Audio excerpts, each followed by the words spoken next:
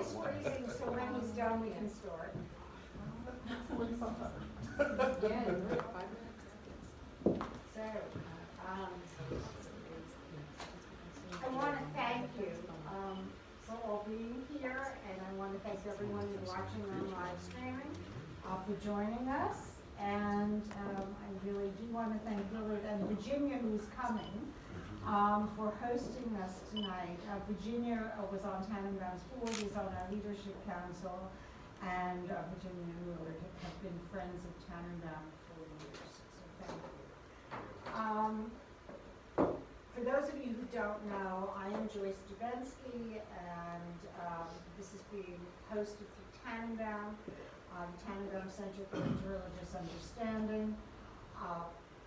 Our work is about combating religious bigotry, hatred, and violence.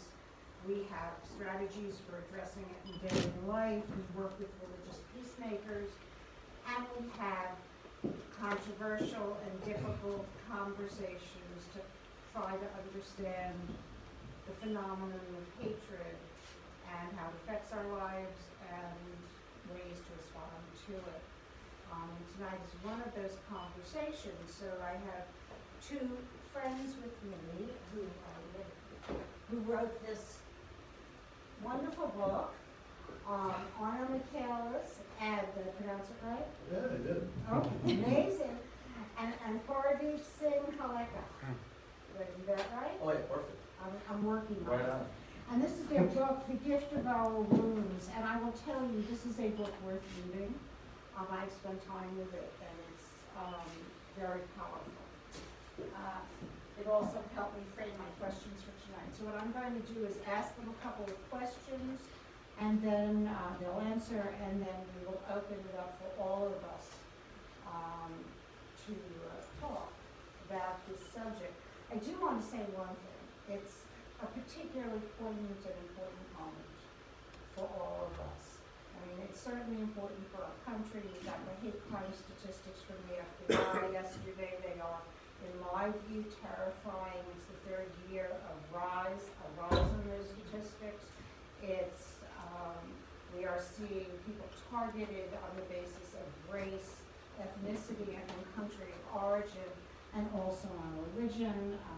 Right this minute, of the reported crimes, we're seeing this huge increase in anti-Semitism. There were headlines today about protests with people putting out swastikas, and we all experienced Pittsburgh recently, but it is part of a trend, and it affects people from all traditions. It's also what happened in Charlotte, etc. And so I just say that this is a moment for this conversation. So Arno, I'm going to start with you. All right, so your mom was an artist. Yep. And your father was an insurance salesman. He was. And you took intelligence tests, and they found out that you're a genius. Gifted genius, actually. Okay. And I'm so very stable as well. We'll get to that. And when you started school, you even liked it. You were also a leader from a very early age, but you had a propensity for violence. Right. And from a very early age. Right. And by the time you were 16, you had declared yourself a warrior and a skinhead. And in short order, you became a very prominent leader among skinheads, a rock star of sorts. What sorts, yes. And so I would like you to tell us what drew you into that life and about that life. What you did to other people. And how you got other people to join with you and follow you. So I want to ask you to go back to that time without apology. Right. And I'm going to ask you to talk about the 14 words and what they mean. And I will tell you, I have those 14 words written down here, but I'm not going to read them. And the reason I'm not is because we're on social media. And I don't want a clip of me ever being used to say in any way that I endorse them personally or that Tanenbaum stands for them. Right. And I know that you don't stand for them even as you repeat them today, but they were part of your life. Yeah, absolutely. So, as a 16-year-old, I was very familiar with violence, and I've been violent since I was a little kid. And I think it's important to say I didn't like grow up in a rough neighborhood. I didn't grow up in like a violent society. I grew up in Mequon, Wisconsin, which is like this bougie, conservative white suburb of Milwaukee. So there was no white supremacy doctrine in your home? No, no. My mother was and is very progressive, like literally multicultural, and my father, who was very conservative politically, and I think anytime you get to either extreme of the political spectrum, I think there's kind of an inherent racism, like underlying things, but outwardly my dad would never like look down on someone because of the color of their skin or turn his back on them. So it wasn't from my parents that it dawned on me. It was really, and to be simple and blunt, it was the best way to piss people off. And from a very young age, I was just about pissing people off. I got a kick out of it. It became a habit, just like substance abuse or like an eating disorder. It was just like this habitual thing I did where I wanted to cause as much havoc as I could and see how many adults I could get to tear their hair out from like kindergarten on. And as I grew older, I needed to keep amping up the antisocial behavior to get the same kind of effect, the same way. When I first drank beer, I drank 5-6 beers and I passed out, and 20 years later I was drinking 18 beers routinely. So it's the same way you get kind of numb to the effects of whatever that habit is, and you got to keep bringing it up. So by the time I'm 16, I've been drinking myself for 2 years. I'm a full-blown alcoholic. I'm familiar with violence, and I have literally an addiction to repulsing people.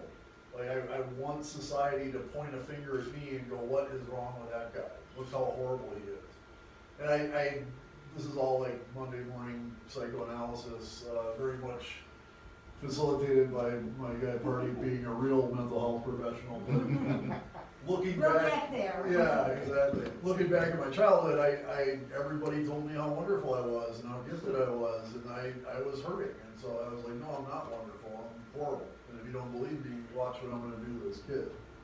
Can you give us an example so that this is not all inferior?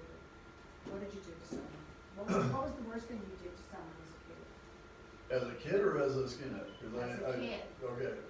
As a kid, I think when I was about 8 years old, we beat up a neighbor kid who was a couple years younger than us, like until he was puking blood and spitting blood, and we beat him like 2 blocks from our house to his house. It was horrific. I'll never forget how distraught his mother was and how distraught my parents were, even though they were like used to me brutalizing my little brother. This is the first time that I hurt another kid. And then you said we. Who's the we? Me and a neighbor kid who was like a year older than me, and even meaner. My mom would like forbid me from hanging out with him, which of course made me, that's the kid I'm gonna hang out with if I'm forbidden to. That was a lot of who I was also, whereas if people said you can't do this, like, oh, then I'm doing it. And so then what drew you to becoming a skinhead? This sounds like a push toward it. Yeah, it was mostly push. I do a lot of de-radicalization, counterviolent extremism work nowadays, and in a broad sense, if you're talking about radicalization, there's push and pull, Right. and you have to look at both those factors. In my sense, I was this violent, drunken punk rocker who liked to piss people off, and a friend of mine got a tape of a white power skinhead band from meeting these skinheads out in Chicago, and she played the band for me, and I'm just like, oh, like where has this been all my life? And it was, I could hear the hair on the back of my neck stand up, and I just kind of got this rush from the music, which was real like fast, aggressive music, like the punk that I love, but the lyrics were about race and nation and blood and soil, and it was all these very romantic seductive themes, the exact same themes that Adolf Hitler used. That really was just like, oh, this is the penultimate means of pissing people off, and that's why I got into it. Seductive Absolutely. to someone who wants to piss people off. Right. Yeah, and that brings up a great point in that if you're a happy, well-adjusted kid, like you're very, very unlikely to go down this path.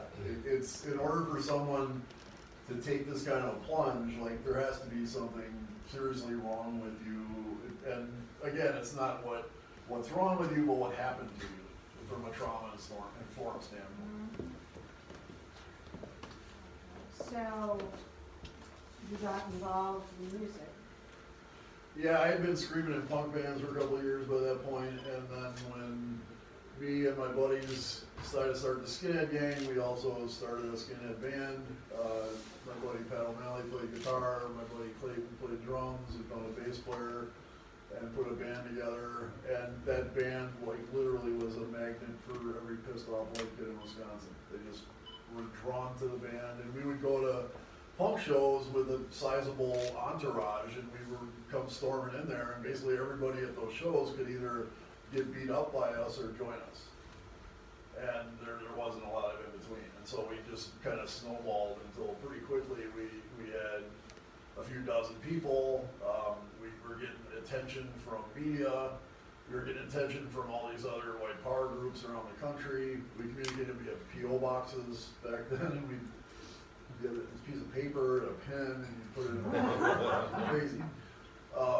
And that's really like how the whole thing began. And as we radiated hostility into the world around us, the world gave it back to us. The world is very much a system that produces output according to our input. So as we're radiating hostility, the world's like, oh, you want hostility? Okay, well, here's these guys coming to do a drive-by in our house, and here's your best friend in your band going to prison for shooting a kid that came into a drive-by in our house. A couple years later, a very dear friend of mine was shot and killed in a street fight.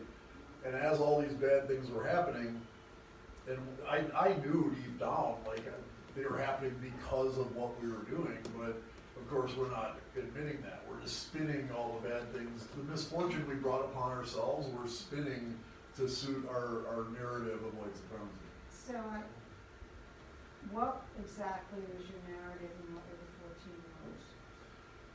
The narrative essentially was that there is a Jewish conspiracy to kill all the white people on the planet Earth. And this has been going on for thousands of years, and it's happening because all these Jewish people are like bringing everybody who's not white to the United States and to Europe and driving our white people out of it. And they do this through media and everything else. It's very like conspiracy theory driven, and the 14 words were coined by a guy named David Lane, who was a member of a very, very violent terrorist organization called the Order. And the 14 words are, we must secure the existence of our race and a future for white children. And the idea was to like have a mantra to remind everybody why you're doing this. And then again, that's the narrative, but the practice was like, well, you're doing this because you're broken. But you want to give this like very noble sounding theme to it. And then of course that the prerequisite of that is to believe that white people are under attack and white people are threatened everywhere. And if we don't defend the white children, they're all going to be killed. And so like that's the level of the rhetoric that drives the narrative. So it starts with the Jews, but it targets people of color. It targeted pretty much everybody who wasn't a violent racist. Like, you can imagine there's a big long list of people that white supremacists don't like, and at the top of that list is a white person who's not racist. They're called race traitors, and that's like the lowest form of scum you could imagine according to them. Because they would be like, well, Jews hate white people, and they've been trying to kill white people for thousands of years, and that's just what they do. They're just being who they are. And that same kind of narrative would apply to people of color and anybody else, but like in that story, white people should be fighting for their race. And if they're not only complicit, but accessories to this genocide that's happening against white people. Thank you. Okay,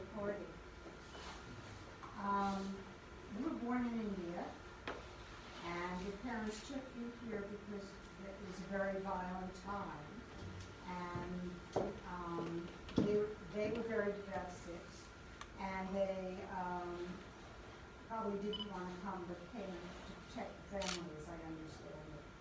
And so you grew up here, but you were different very often in your school and in your life, and you felt different, and you and your family moved away from some of your core traditions and practices,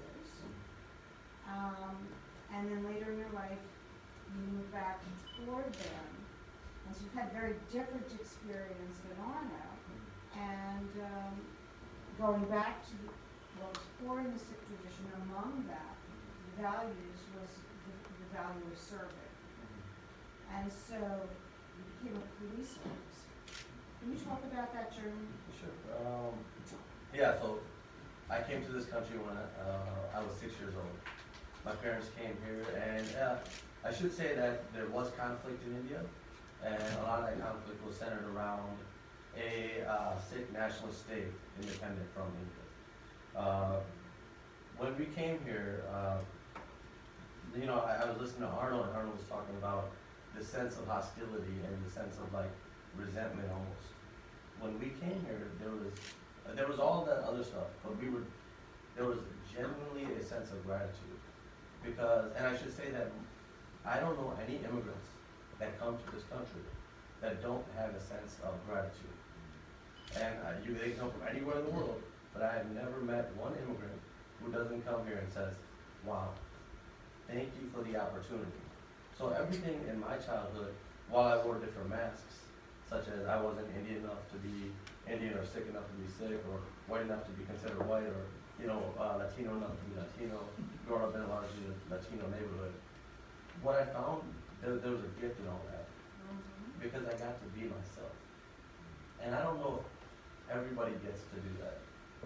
And so that sense of just growing into who you get to be or who you want to be, and really embracing your own humanity was embraced with a sense of gratitude, really. And that was why I got into service. And that's why since I was a little child, I would ask my mom, and we remember some of these stories, but they owned small businesses. And small businesses, they were making money, right? That was their major, they were trying to make money. And I would be like, Mom, there's got to be more than just making money. And she's like, we don't have that luxury. We're thinking about making money. And even from like a young age, I'm like, there's got to be more. We got like this. And so I always had that spirit of servitude. And I believe that was just for my sense of appreciation. So I genuinely believe all immigrants that come to this country will be part of the service corps going forward. And that was, that's why I got into policing. That's why I got into teaching. So talk a little bit about being a police officer as a Sikh person in this country. Well, I was the second Sikh officer in Milwaukee.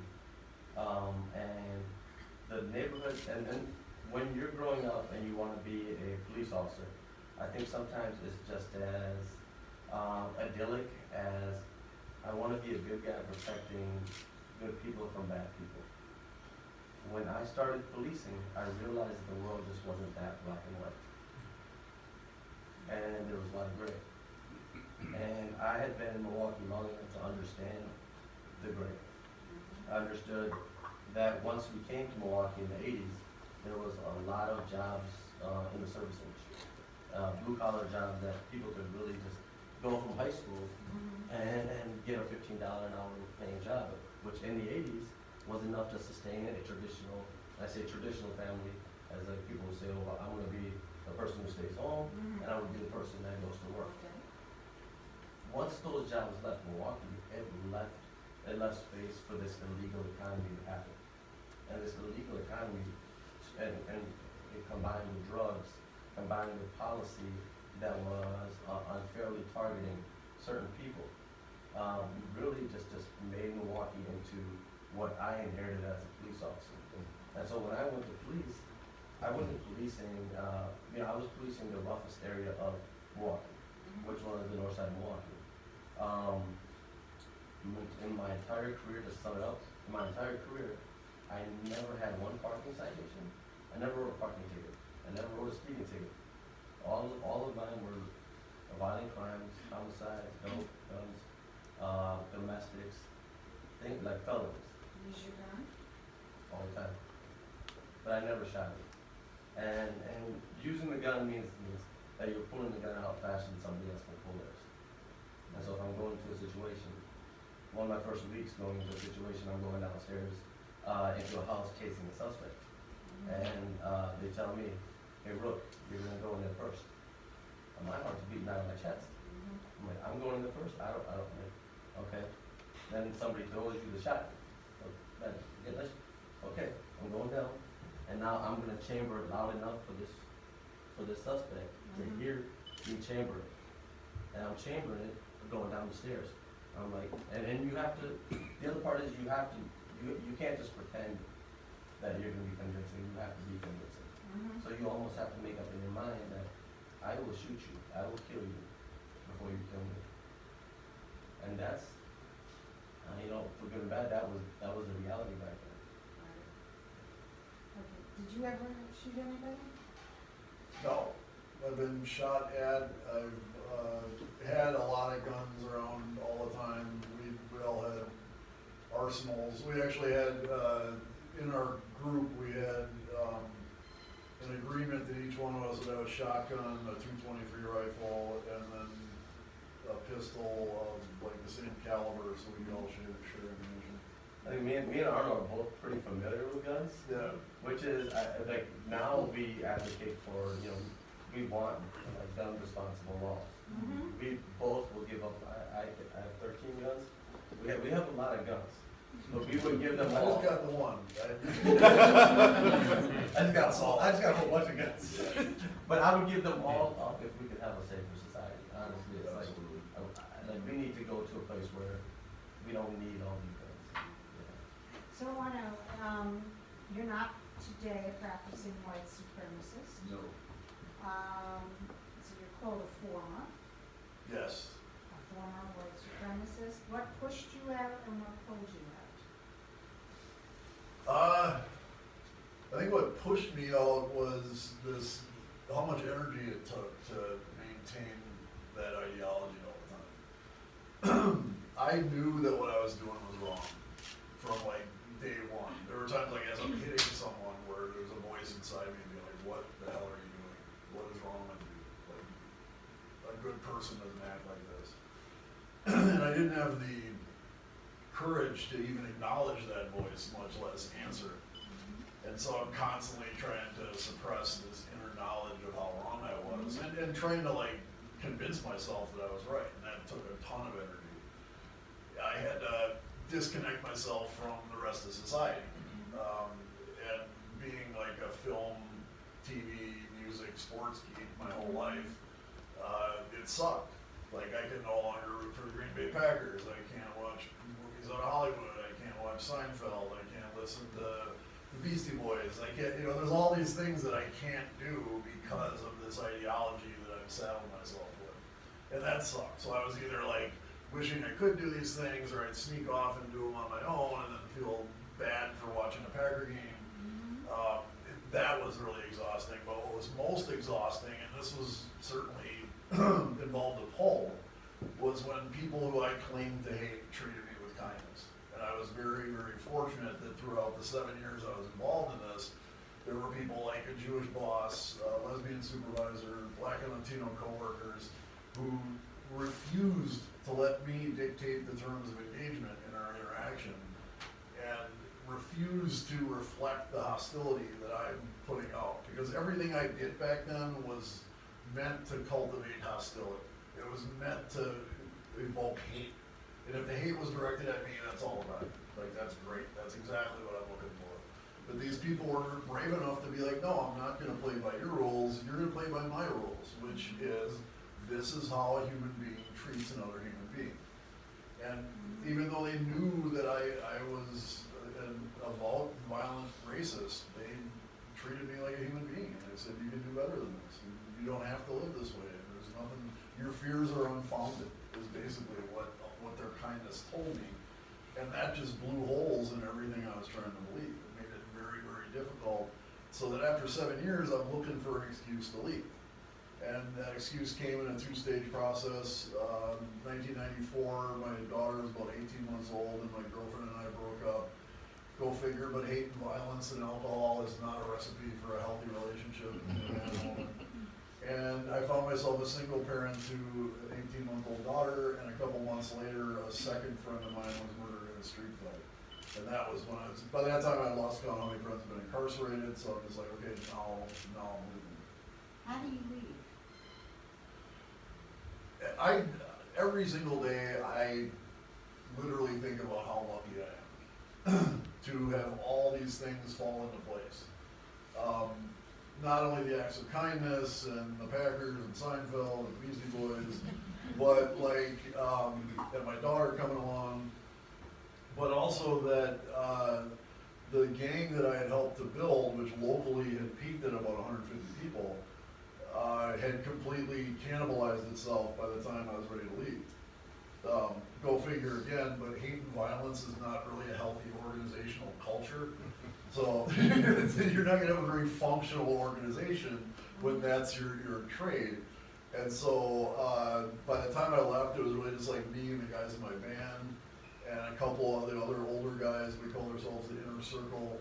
But we were all getting burnt out. We all had young families. We were all like working between raindrops to make the band happen, much less the movement, and it just became far too exhausting. So when I left, there wasn't really anybody to come after me.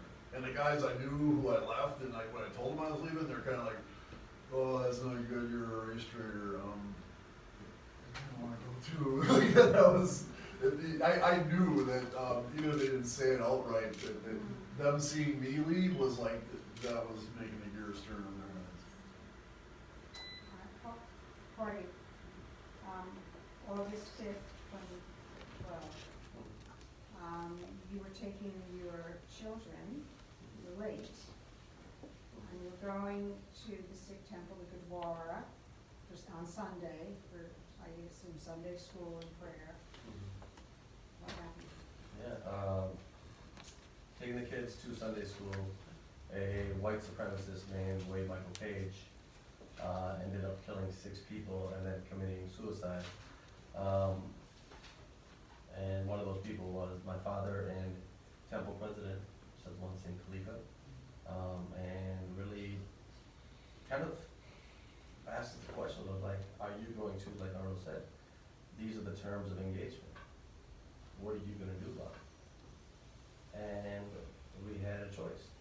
We can either recoil or we can recommit. I think that's the choice that a lot of us have, is that you can recoil or you can recommit. And this time that we're in, I think, is a test.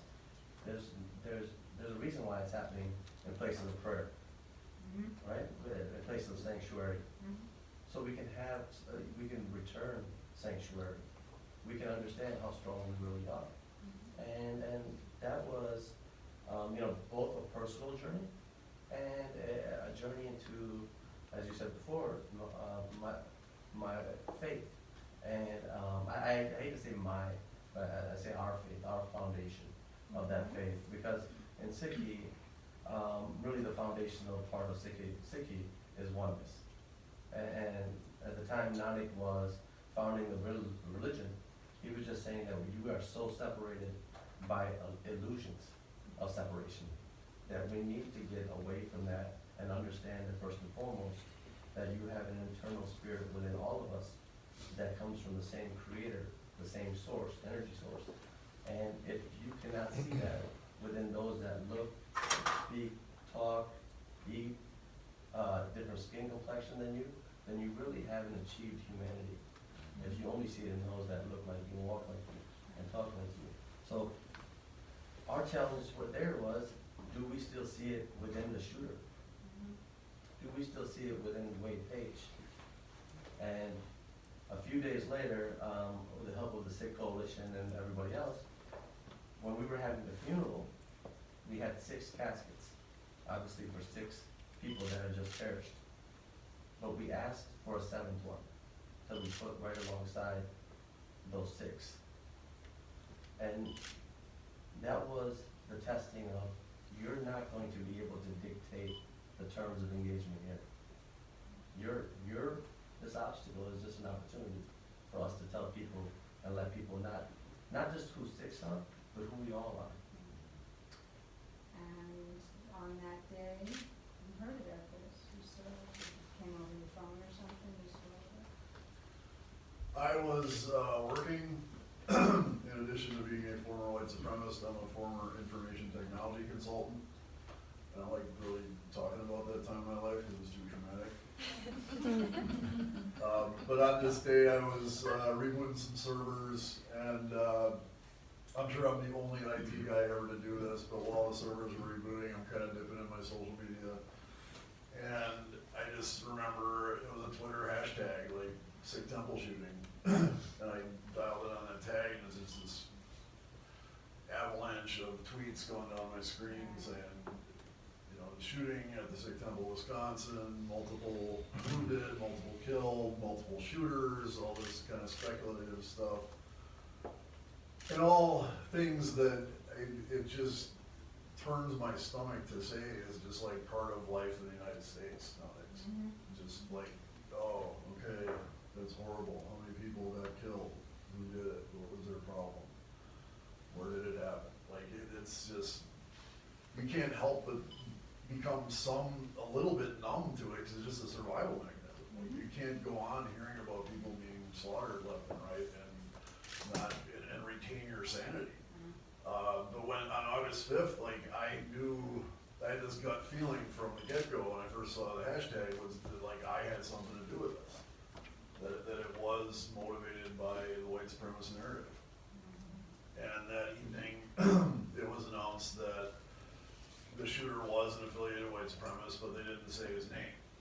So Oak Creek is about 15 minutes south of Milwaukee. I live 15 minutes north. Back in my skinhead days, I was active in Milwaukee and all throughout southeastern Wisconsin. So this is my backyard, literally. And I lay awake wondering if this was somebody I recruited who did this. Or was it somebody I recruited who did this? Like, I felt like I had a direct personal connection with the shooter and certainly a responsibility to help respond to the shooting. The next morning it was announced, his name was announced and a bit of his history, and I was able to like rule out that I didn't know him personally, but it really didn't change anything, and that it was also announced that he was part of the gang that I had helped to found in the late 80s. And he was also in White Power skinhead bands. So like this guy was dead on exactly who I used to be 20 years prior.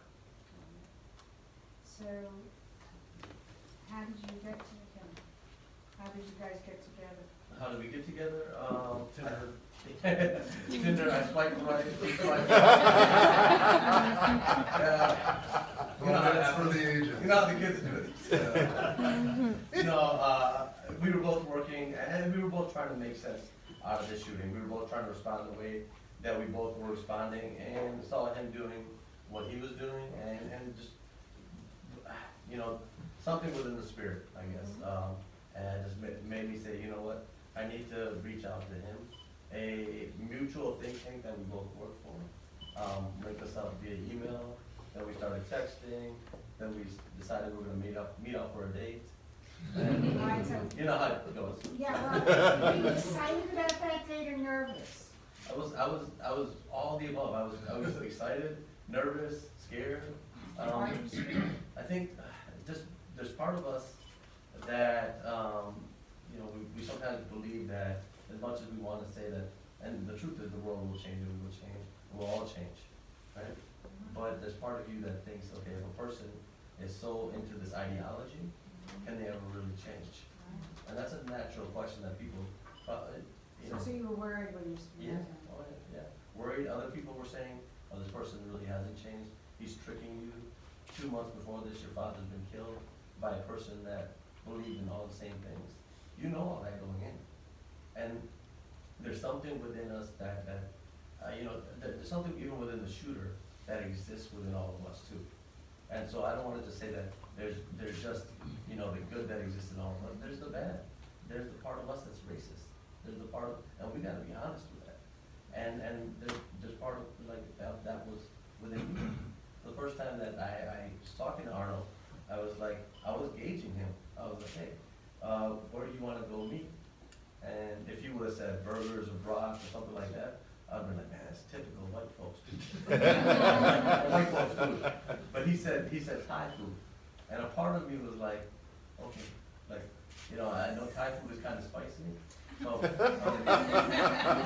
I was like, white people can't even handle spicy food, let alone white supremacists. It's true, it's very true. And I don't know if it's true, but we all have some of that within us. But there's also part of our spirit that's also very courageous. And I think that we are more courageous than we give ourselves credit for. And so that was that spiritual push that just said, keep going, keep going, keep going. And that spiritual push follows us along even today as we, you know, as we work with partners and terrific partners like Tanenbaum and the Sikh Coalition and other advocacy groups. There's that push. So you work together now. Mhm. I've actually heard you call each other brothers. Oh, yeah. Yeah. It's like. That's Uncle Arno. Yeah, I get it. She's Yeah. my son. That's a lot. Yeah. But what are you doing now together? I mean, you're talking with people so that they understand that there's a way out.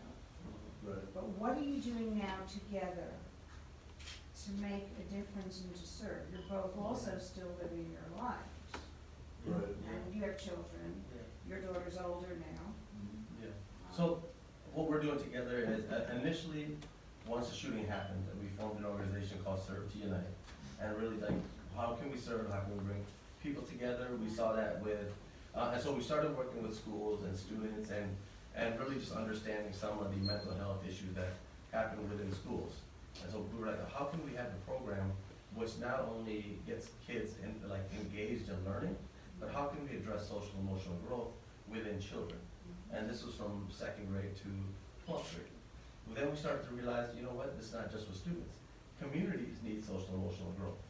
So over the past couple of years, the program has sort of morphed, and we still do the student programming, but now we do a lot more programming within communities to kind of say, okay, how can we help this community address demographic change, which seems to be the biggest issue facing a lot of the communities that we're in. Okay, so why don't we open this up for any questions? How did you decide to write the book? How did we decide to write the book? The book kind of organically took place, and it was we were just living our lives, and but as we were doing it, as we were doing the work, a friend of ours introduced us to a writer, publisher, an agent, and things like that, and really was like, your life is worth writing about. It's a lesson for other people to have. So, yeah, I mean, the book just kind of, again, like there's some kind of spiritual thing happening, and hopefully the book can serve as an example of how do people come together and just realize that two people from different places, east and west, can come together and really find not only humanity but brotherhood. Other questions? And nothing's off limits. If you got any question in mind, like, oh, I don't know if I should ask him that, like that's. What kind of underwear do you wear? I wear, they're the champion ones from Pardeep. I'm wearing that. I just got some, they're usually like $20 for 2 pairs. I just found them on clearance for $10. Dude. Clean it up. Okay, well, we're very happy. Okay. I have a question. Yes. You mentioned, I think in the teaser that you're a Buddhist now. Yes. Could you talk about that? Yeah, you guys can call me Nejum Chosun if you like. That's my refuge name. I took refuge in 2014, and the meaning of my refuge name is Renunciation Dharma Bridge. And my journey towards Buddhism actually began with everything else in my life, which is my daughter. My daughter has turned 26, and her birthday is very much my birthday in many ways. And I think a lot of parents can say that, but she's the one who led me out of the movement. She later led me to stop selling drugs. She later stopped me from killing myself after I was in a really morose suicidal depression, after I quit drinking, and the whole past kept rushing up to me. It was really inspired by her that I started writing. And as far as Buddhism is concerned, my daughter started to have a really hard time in school when she was in 6th grade, and I don't know where she got this from, but she just started going to get Dalai Lama books. And she was just reading the Dalai Lama's work to kind of cope with her life as a Tweety bobber. And it always kind of fascinated me, but at the same time I'm like, I didn't know anything about Buddhism. I'm like, isn't it like about suffering? I don't want to suffer. Like, why? Who would want to be in a religion all about suffering? But now I understand that Buddhism 101 is that suffering is inevitable. That's just part of life. And the key to not suffering so much is to quit fleeing it. And just, not be in constant pursuit of pleasure or constant flight from pain, just kind of take life as it goes. And the more I learned about Buddhism, the more I turned on by it I got. And it was in 2009 that I first started to meditate. At that point, I had kind of resigned myself that I was never going to forgive myself for who I was and what I had done. And I was at this odd kind of peace with that. I was like, I don't deserve to be forgiven, I shouldn't be forgiven, and I'm just going to have to deal with it, and that's okay. And then I sat down to meditate in a Tibetan tradition called Shine, also known as Shamatha, or peaceful abiding. You're basically just sitting and you're focusing on your breath, and for every split second that you are focused on your breath, your mind is exactly where you are. It's not worrying about the future, it's not regretting the past, and the intent of this kind of meditation is to become familiar with being present. So theoretically, if you do this 10 minutes a day, you're going to be more and more familiar with being present, and you're going to have your mind with you the rest of the day to do what you want to do instead of running wherever. But of course, as you sit to focus on your breath, all these thoughts intrude, because that's what our mind does, it thinks. And so I'm sitting there like, okay, I'm meditating, I'm focusing on my breath. I'm really starving. I'm going to have a double cheeseburger with the works for lunch today as soon as I'm out of here. But wait, that's not what I'm here to do. I'm here to meditate. So you dismiss the intruding thought without judgment and with forgiveness and with gentleness, and you return your focus to your breath. So now you're practicing non-attachment, you're practicing gentleness, forgiveness. You're also practicing discipline and focus. And as I was sitting there on the meditation cushion, it occurred to me, while I should have been focusing on my breath, it occurred to me that if I can work with this thought of the double cheeseburger with the works, I can work with this grudge I have against myself. They're literally the same raw material. They're both constructs of my mind. Now granted, the grudge has decades of suffering and momentum and inertia behind it that's going to make it really difficult to work with, but I can do it. So the possibility of self-forgiveness was introduced that day. And I'll never forget, I was leaping off the cushion, and I'm running and grab a brochure and start filling it out and getting $25. I'm like, hey, I want to join. And the meditation instructor's like, nah, why don't you just we got Dharma talks Tuesday night, come hang out for a while. We got a thing on Saturday morning. And I'm like, what the hell kind of religion is this? I want to join and give you money, and you're talking me out of it. Which of course made it all the more appealing to me. And since then, I've been fascinated by Dharma, and also it really brought me to appreciate other forms of human spirituality. I've been vehemently opposed to Christianity from every possible angle you can imagine over the course of my life, and it was while I was reading some Dharma stuff that I'm like, oh! If everyone was a Buddhist, there'd be world peace. And I want to go grab people by the collar and be like, have you heard the good news about the Dharma? And then I'm like, whoa, who do I sound like here? And I'm like, if the teachings of Jesus Christ make somebody feel like I'm feeling about the Dharma, that's good. That's a good thing. So there can't be too much ways to practice forgiveness and love and things like that. So nowadays I'm very tuned into all human spirituality. I find it all very inspirational. Even though the Dharma is my jam.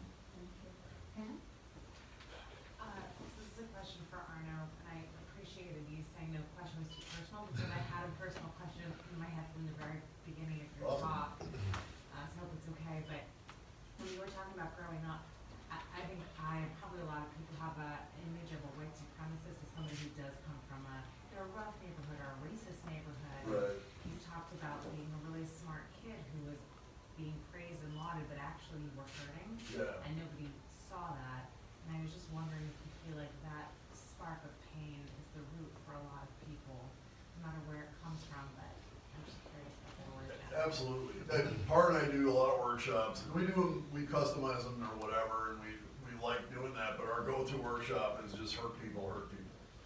And we pair people up in mindful listening pairs and discussion pairs, and they talk about a time when they hurt someone or when somebody hurt them and go from there.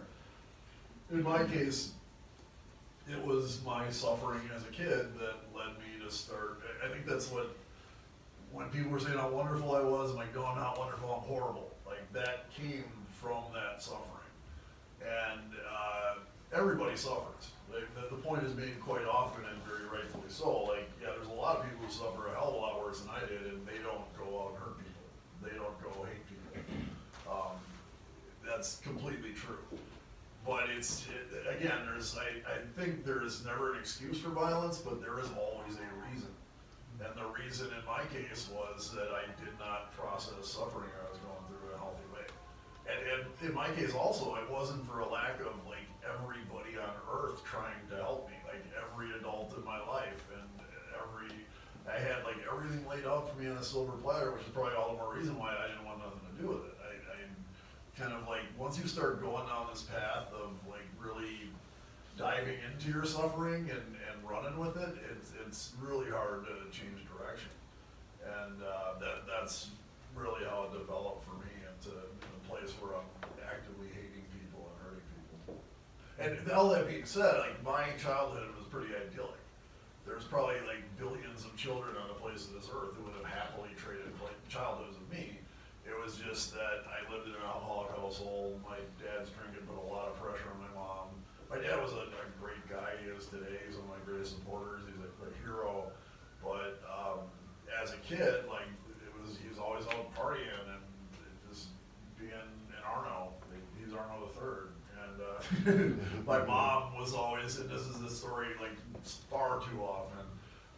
And with any kind of partners, but it's typically like the woman who is holding the house together by barely, at the end of her rope constantly, while dude's out being irresponsible. And it was a ton of pressure on my mom, and I could tell she was miserable throughout my whole childhood. And that was my suffering.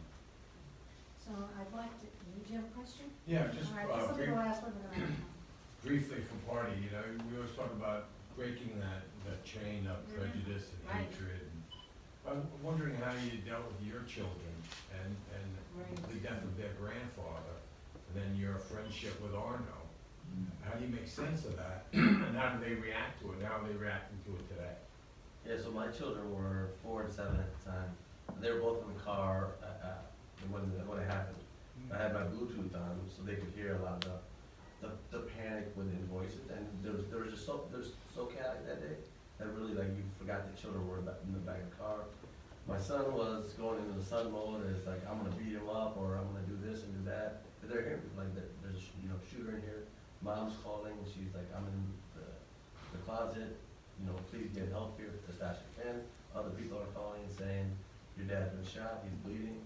Get the ambulance in here, get people in here, and it really took them. And right now, I'm finally seeing my daughter kind of step into herself, and she's 13, and so she's kind of stepping into what she knows and how she's making sense of it.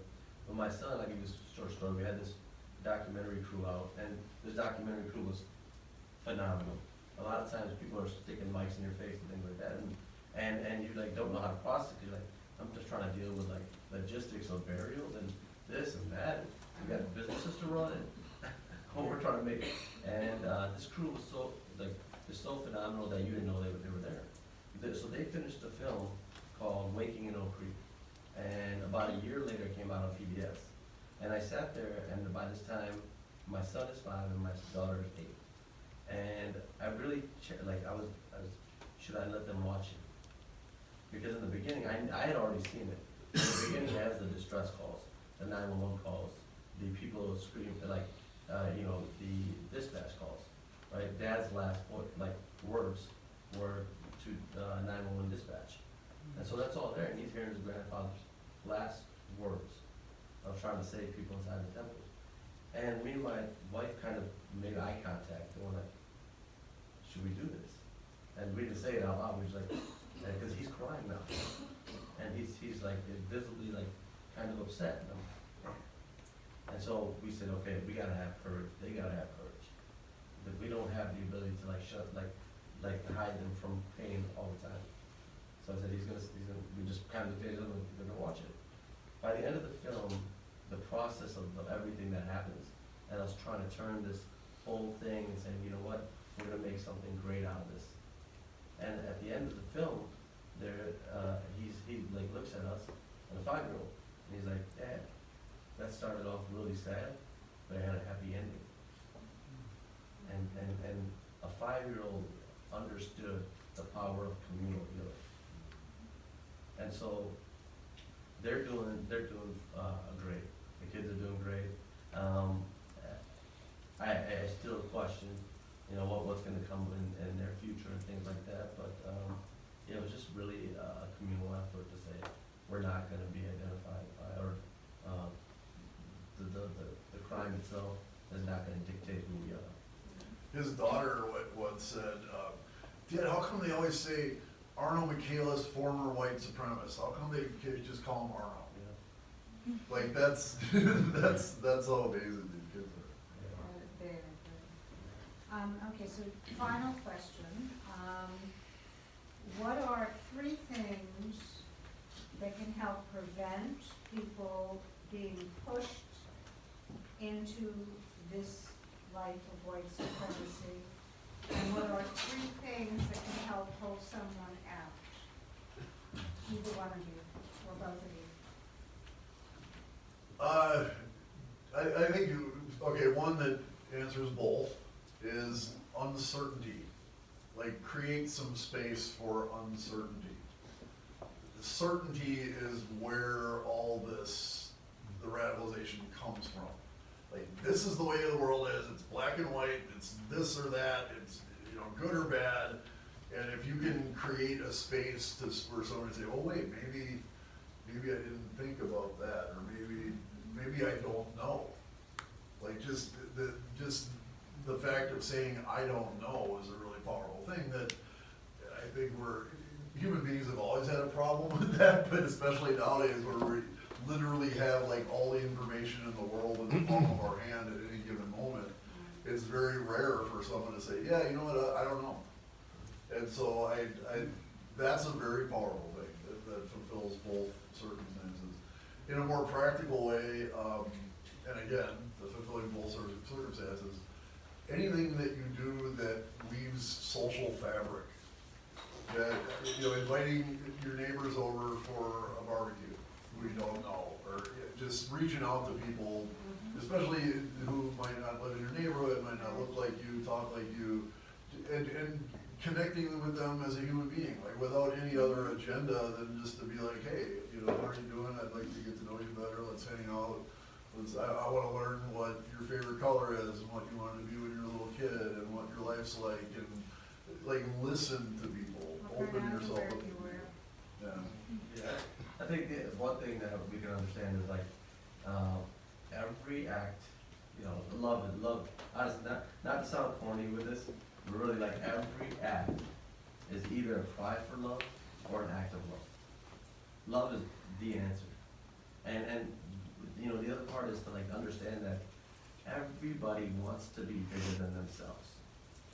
We all want to be bigger than ourselves. That's why we do what we do and live the life that we do.